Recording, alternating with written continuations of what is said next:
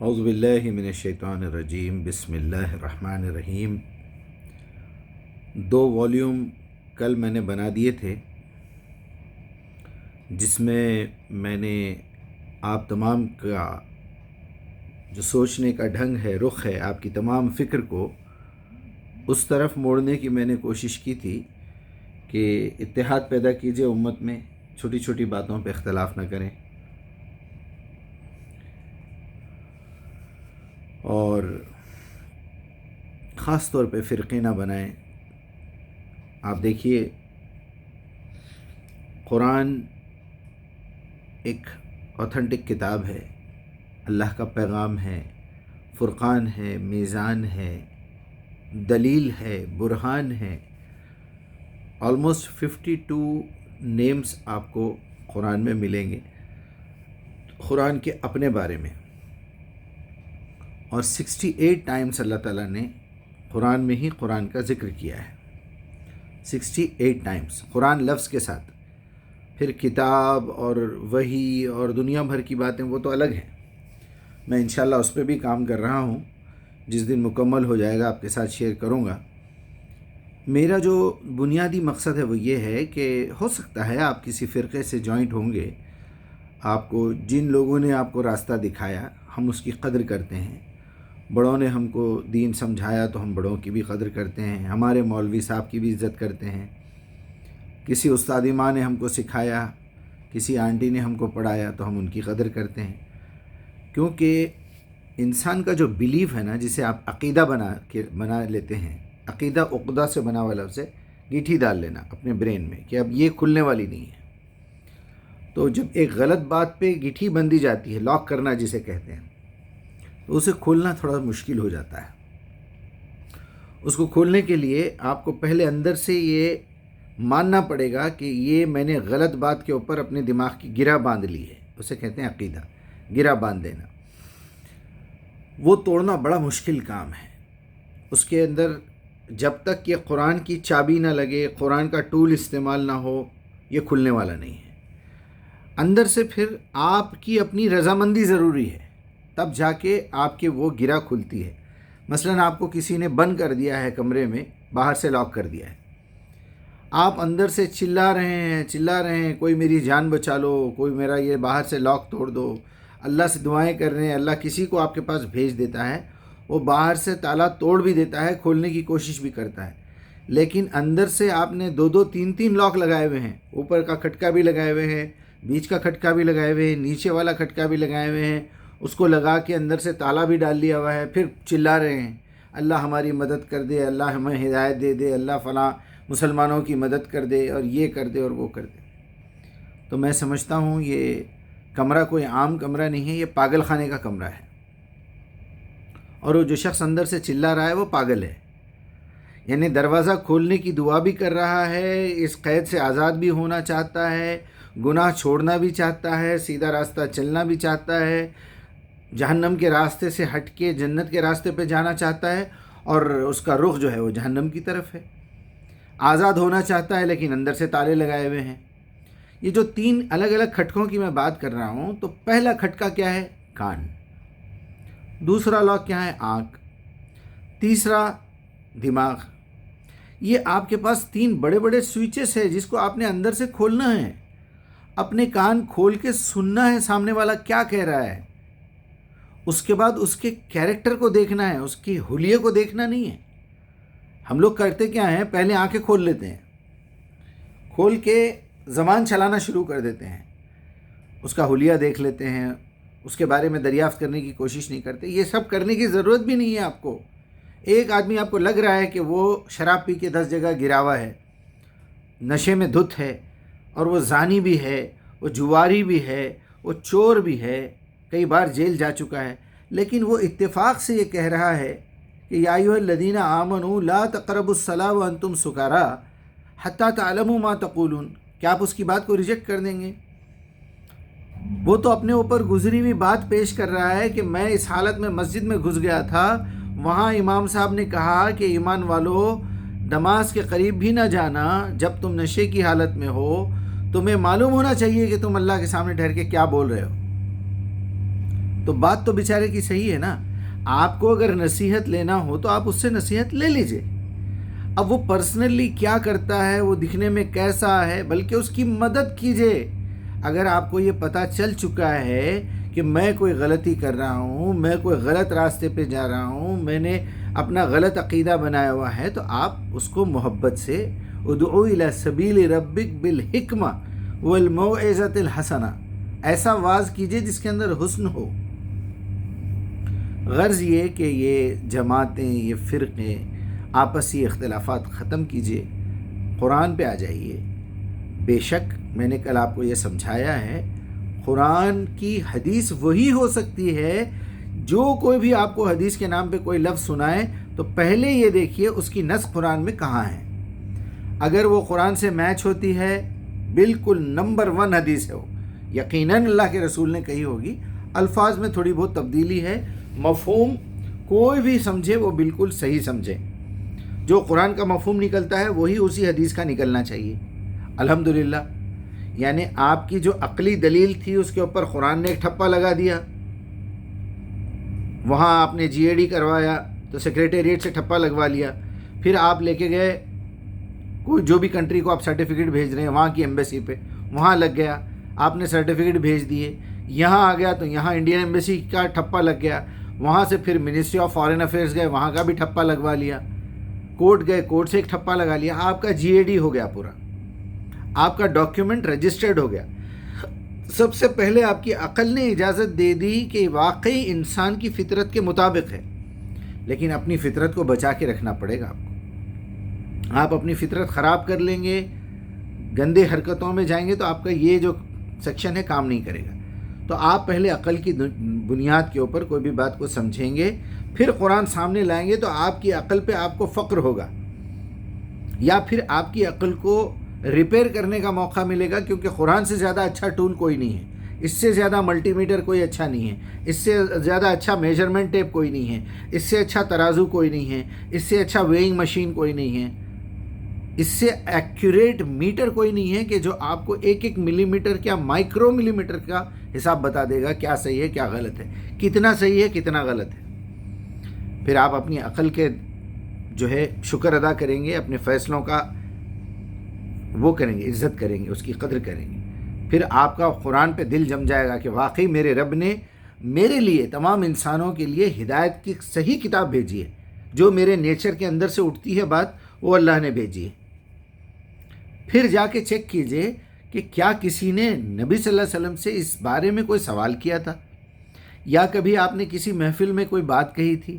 ایسے تو سارے سوالات قرآن میں آلریڈی موجود ہے. 322 مرتبہ قل ہے اور 322 مرتبہ قیلا ہے کہ انہوں نے کہا آپ کہہ دیجئے، انہوں نے کہا آپ کہہ دیجئے. تو 322 مسئلوں سے زیادہ بھی کچھ مسئلے ہیں آپ کے پاس.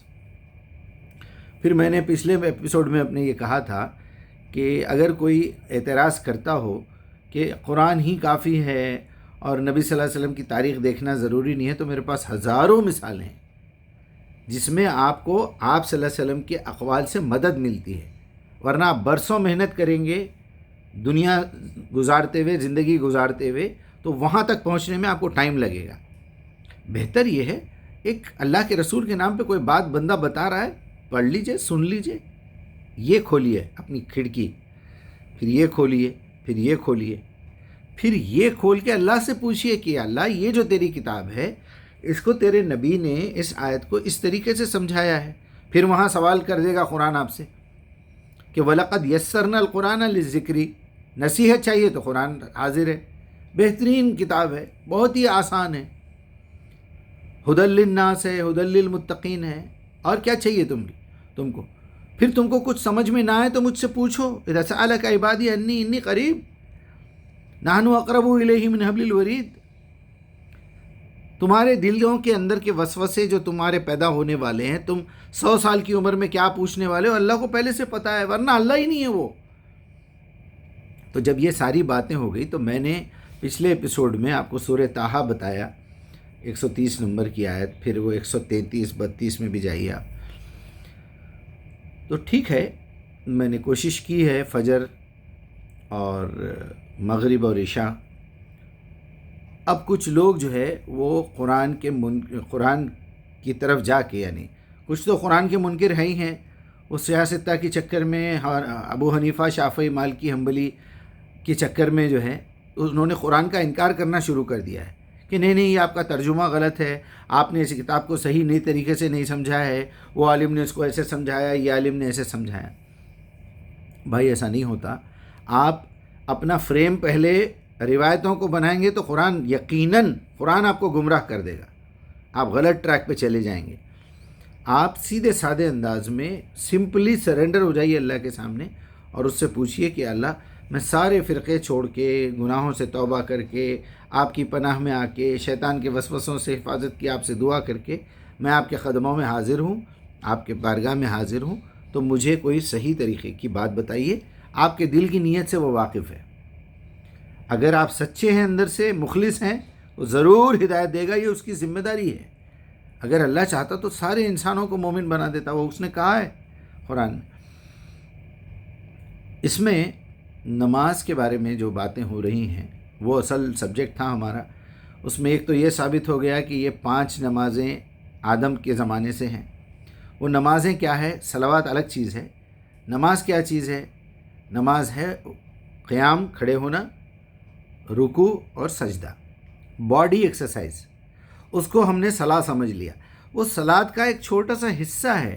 اس صلاۃ کے اظہار کے لیے، اس صلاۃ کو سیکھنے کے لیے اور رابطہ قائم کرنے کے لیے، آپ کو ایکسرسائز کرنے کے لیے، آپ کو کلاس اٹینڈ کرنے کے لیے۔ دیکھیے انجینئرنگ کا مطلب صرف یہ نہیں ہے کہ آپ کالج چلے جائیں۔ انجینئرنگ کا مطلب یہ ہے کہ وہاں سے جو سبجیکٹس آپ کو مل رہے ہیں، جو بکس آپ کو مل رہے ہیں، اس کو دماغ میں بٹھانا ہے، پریکٹیکلز کرنا ہے، گھر میں اس تھیوری کے اوپر محنت کرنا ہے، ایسے لکھنا ہے، لوگوں کو بھی سمجھانا ہے۔ یہ تو ایک ایسی انجینئرنگ ہے، یہ تو ایک ایسی ڈاکٹری ہے جو آپ کو وقت واحد میں ایٹ دا سیم ٹائم آپ اسٹوڈنٹ بھی ہے، ٹیچر بھی ہے، اسٹوڈنٹ بھی ہے، ٹیچر بھی ہے۔ مطلب کیا ہے؟ میں ایک آیت سیکھتا ہوں، فوراً میرے بیوی بچوں کو سمجھاتا ہوں، میرے بھائیوں بہنوں کو سمجھاتا ہوں۔ ہاں اگر میں 7-8 سال کا بچہ ہوں، کوئی بھی بچے کو آپ سمجھاتے ہیں، اس کو دعوت کا اتنا تو ٹائم نہیں ملے گا، پھر بھی وہ اپنی کلاس کے بچوں کو سمجھائے گا، آج میرے ڈیڈی نے قرآن کی یہ آیت مجھے لکھنا سکھایا۔ دعوت کا کام کر رہا ہے وہ۔ یہ کام بہت ضروری ہے۔ اگر آپ اس کام کو ٹارگٹ بنائیں گے تو یہ کام آسان ہو جائے گا۔ تو یہ تو میں نے ثابت کر دیا تھا۔ اس کے ساتھ ساتھ میں نے یہ بھی ثابت کرنے کی کوشش کی کہ بنی اسرائیل 17 نمبر پہ ہے، اور وہاں اللہ تعالیٰ بڑی وضاحت سے کہہ رہے ہیں، پاک ہے وہ ذات جو لے گیا اپنے ایک بندے کو مسجد حرام سے دور کی اس مسجد، اقصیٰ کا لفظی معنی یہی ہے، جس کے ماحول کو اللہ تعالیٰ نے برکت دی ہے۔ سبحان الذی اسریٰ بعبدہ لیلا، راتوں رات، من المسجد الحرام الی مسجد الاقصیٰ الذی بارکنا حولہ لنریہ من آیاتنا، تاکہ اس کو دکھا دے اپنی کچھ نشانیاں۔ انہ هو السمیع البصیر، حقیقت میں وہی سنتا اور وہی دیکھتا ہے۔ دیکھیے آگے دونوں باتیں، ایک قانون میں بتاتے ہوئے بات کو آگے لے کے جاؤں گا۔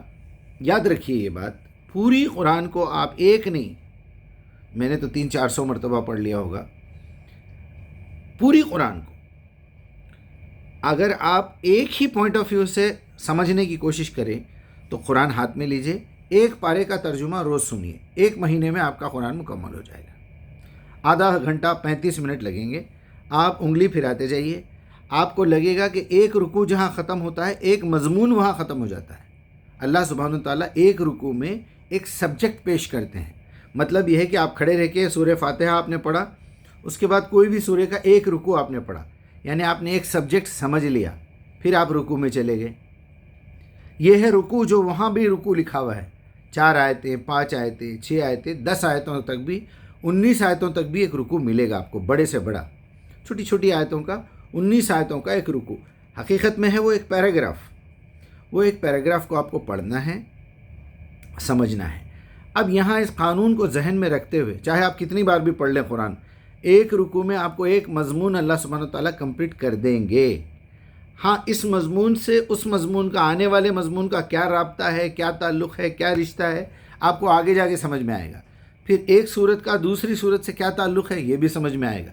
یہ پردے کھلیں گے، لیکن آپ کو کم سے کم میں یہ سمجھتا ہوں کہ اگر آپ سال میں 18-20 قرآن نہیں سنتے اب آسانی ہو گئی نا بھائی، ٹیپ ریکارڈر ہے، یہ ہے، آپ کے موبائل فونز ہیں، لگائیے سنتے رہیے. ایک پارا روز سننے میں کیا تکلیف ہو رہی ہے آپ کو؟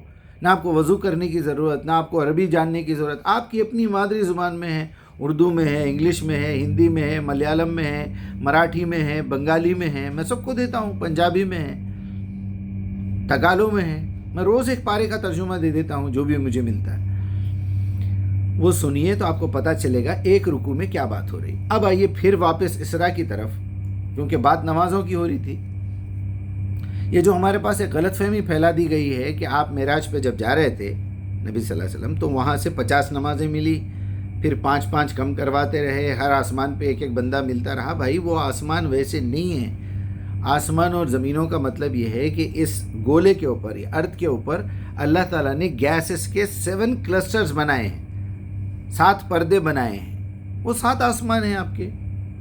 یہ کہاں سے لاتے ہیں لوگ؟ یہ باتیں سمجھ میں نہیں آتا. 7 پردے زمین کے ہے کا مطلب یہ ہے کہ اگر آپ یہ گولا کھول کے دیکھیں، ڈرل کریں، تو آپ کو پھر یہ لیئر ملے گا، دوسرا، تیسرا، چوتھا. گوگل پہ سرچ کیجئے. لوگوں نے بڑی محنت کی ہے، اور وہ انہی لوگوں نے محنت کی ہے جو قرآن پہ غور و فکر کیا ہے پرانے زمانے میں، چاہے وہ موسیٰ کے دور کے لوگ ہوں، یحییٰ کے دور کے لوگ ہوں، آپ کے داؤد کے ہوں، عیسیٰ کے ہوں. انہوں نے محنت کی ہے، ان کی کتاب پہ بھی محنت کی ہے. وہاں سے کوئی کلو ملا تو سائنس پہ محنت کی ہے. جغرافی انہوں نے نکالی، ہمارے مسلمانوں نے نکالی، کیونکہ قرآن پہ غور کیا انہوں نے بھی نکالا ہوگا. خیر، یہ سورہ بنی اسرائیل جو 17 نمبر پر ہے، اسراء کہتے ہیں سیر کرنا، لے جانا. سبحان الذی اسریٰ بعبدہ، پاک ہے وہ ذات جو سیر کرانے لے گیا اپنے ایک بندے کو، لیلاً، راتوں رات، من المسجد الحرام الی مسجد الاقصی.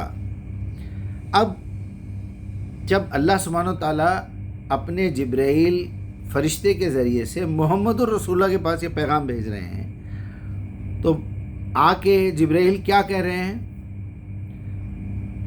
کہ پاک ہے وہ ذات، یعنی محمد سے بات ہو رہی ہے صلی اللہ علیہ وسلم. دیکھیے محمد، پاک ہے وہ ذات جو لے گیا اپنے ایک بندے کو مسجد حرام سے مسجد اقصی تک، جس کے ماحول کو اس نے برکت دی ہے. تو آپ کو لے گیا بولنا چاہیے تھا نا، انا اعطیناک الکوثر فصلی لربک وانحر ان شانئک هو الابتر. یہاں تو کا ہے ہی نہیں. یہاں تو یہ ہونا چاہیے تھا کہ سبحان الذی اسریٰ الیک انت، کچھ بھی، اسریٰ کا لیلاً، پاک ہے وہ ذات جو آپ کو لے کے گیا ایک راتوں رات مسجد حرام سے. یہی بات جو نبی صلی اللہ علیہ وسلم کو پہلے سے معلوم ہے، وہ پھر آپ کو بولنے کا کوئی مطلب نہیں بنتا.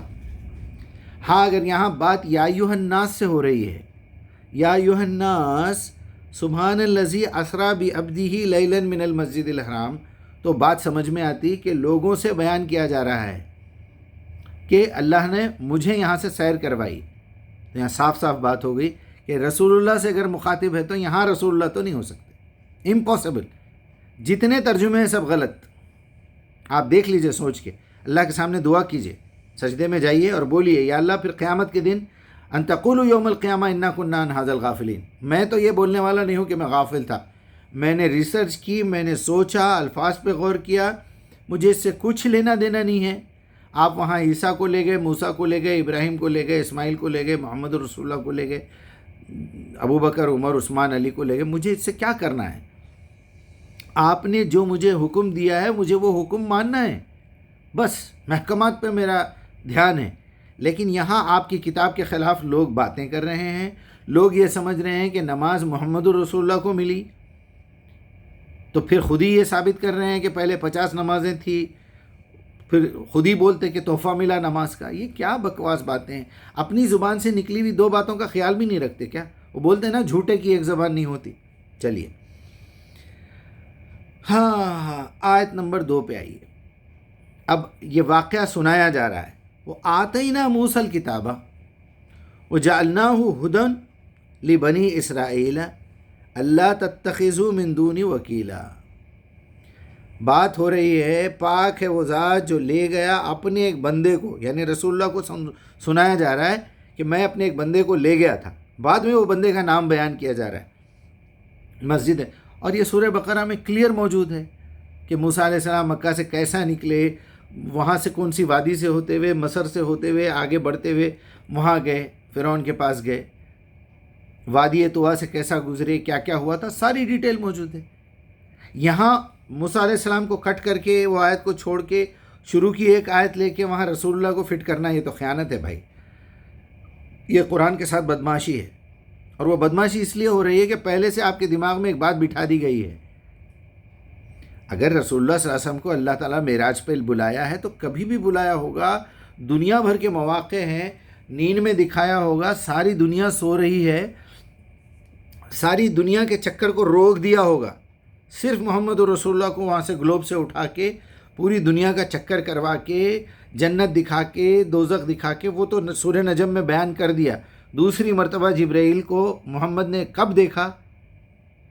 وہاں سدرہ پہ جو جنت الماوا کے پاس ہے۔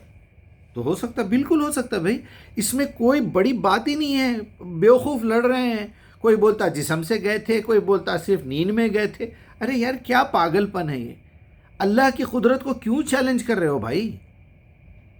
اللہ کی مرضی ہے، پوری دنیا کی آنکھیں بند کر کے پوری دنیا کو موت دے کے اکیلی شخصیت محمد رسول اللہ کو زندہ کر کے لے کے آسمان پہ بلائے، جنت دکھا دے، دوزخ دکھا دے، آپ کو کیا تکلیف ہو رہی ہے؟ اب اس بہانے سے اس کے اندر اپنی باتیں ایڈ کرنا ہے، اپنی جو ہے کوئی نہ کوئی ایسی سیاست ڈالنا ہے کہ آگے جا کے لوگ مینٹلی قرآن سے ہٹ جائیں اور یہ قصے کہانیوں میں پھنسے رہیں۔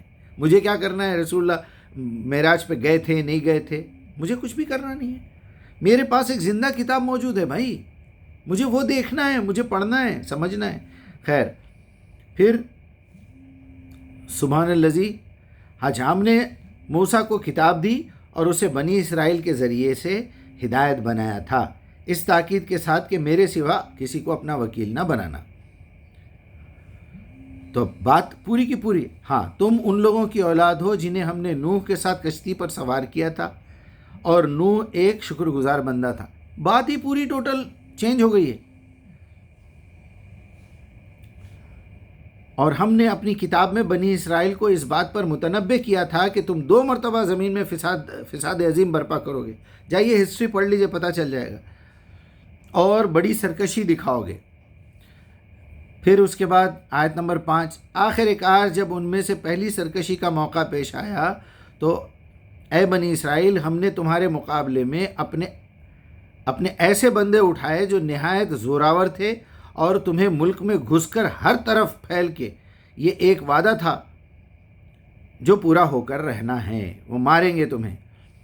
اس کے بعد ہم نے تمہیں ان پر غلبے کا موقع دیا، اور پھر تمہیں مال اور اولاد سے مدد دی، اور تمہاری تعداد پہلے سے بڑھا دی۔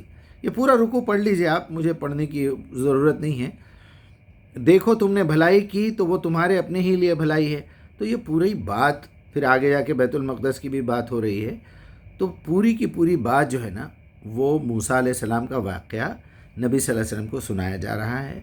آپ زبردستی معراج کا واقعہ لے کے بیٹھے ہوئے، معراج کا واقعہ ہو سکتا عروج کی بات ہے، اونچائی پہ لے کے جانا، اس میں کوئی بڑی بات نہیں ہے۔ محمد رسول اللہ نے اگر کہا ہے کہ مجھے بلایا گیا تھا، میں براق پہ جا کے آیا ہوں، یقیناً جا کے آئے ہوں گے، اس میں کوئی شک نہیں ہے۔ نہ ہم کو نبی صلی اللہ علیہ وسلم کی شان اور آپ کا مرتبہ، نہ اور آپ کی جو شان ہے، جو آپ کا جو رتبہ ہے، اس سے کوئی انکار نہیں۔ دین حاصل کرنے کا، قرآن حاصل کرنے کا، صحیح بات حاصل کرنے کا ایک ہی ذریعہ ہے، وہ محمد رسول اللہ کی شخصیت ہے۔ آپ ہی سے ہم کو قرآن ملا ہے، آپ ہی سے ہم کو لاجک ملی ہے، آپ ہی سے ہم کو فرقان ملا ہے، آپ ہی سے ہمیں زندگی گزارنے کا طریقہ ملا ہے، اور اس طریقے کو اللہ تعالیٰ نے کتاب میں لکھ کے محفوظ کروا دیا ہے، حفظ کروا دیا ہے، دل میں بٹھا دیا ہے، عمل میں لا دیا ہے، میتھمیٹکس میں 0 1 2 3 4 5 6 7 8 9 میں محفوظ کر دیا ہے۔ وہ میں ثابت کر کے بتا رہا ہوں آپ کو۔ کرنا کیا ہے؟ بات بہت آگے بڑھ رہی ہے۔ کرنا یہی ہے، فرقوں کو چھوڑیے۔ اب اس کے اندر معراج کا واقعہ بھی فیل ہو گیا، پہلی وحی کا واقعہ بھی فیل ہو گیا، اور جو ہے وہاں موسیٰ علیہ السلام کو بلایا گیا تھا، کلیئر ہو گیا. بہت ساری باتیں ہیں جو ہمیں روایتوں کے ذریعے سے غلط ملی ہیں، جس کی کوئی اہمیت نہیں ہے. سوال تو یہ ہے عیسیٰ زندہ اٹھا لیے گئے، عیسیٰ واپس آنے والے ہیں. ارے بھائی آنے دو، آپ کو کیا کرنا ہے؟ پہلی وہی اقرا بسم ربک الذی ہونے دو یا یاسین کا پہلا رکوع ہونے دو. یہ تو ہم تحقیق کر کے بتا رہے ہیں کہ آپ روایتوں کے ذریعے سے قرآن کو ٹھکرا رہے ہیں. آپ قرآن کے ذریعے سے روایتوں کو ٹھکرا رہے ہیں، آپ ہسٹری کو ٹھکرا رہے ہیں. کیا ضرورت ہے اس تماشے کی؟ آپ لوگوں کے پاس وقت کہاں سے آتا ہے بکواس کرنے کا؟ کافی دیر ہو گئی ہے. اللہ تعالیٰ سے التجا ہے کہ پھر میں التجا کرتے ہوئے شرمندہ ہو جاتا ہوں کہ یا اللہ میں تجھ سے کیا مانگوں میرے مالک، میرے اپنے پرسنل معاملہ ہے، مجھے معاف کر دے. میری غلطیاں مجھے معلوم ہے میں کیا کرتا ہوں، مجھے پتہ ہے میرے اندر کیا کمزوریاں ہیں. اللہ مجھے معاف کر دے، اور میں سارے گناہوں سے توبہ کر کے تیرے پاس آ جاتا ہوں تاکہ تیری کتاب سے مجھے ہدایت ملے، تاکہ میں گارنٹی کے طور پہ لوگوں کو سمجھا سکوں. میری زندگی تو الحمدللہ ٹھیک ہو ہی رہی ہے، لوگوں کی بھی ہو رہی ہے. السلام علیکم.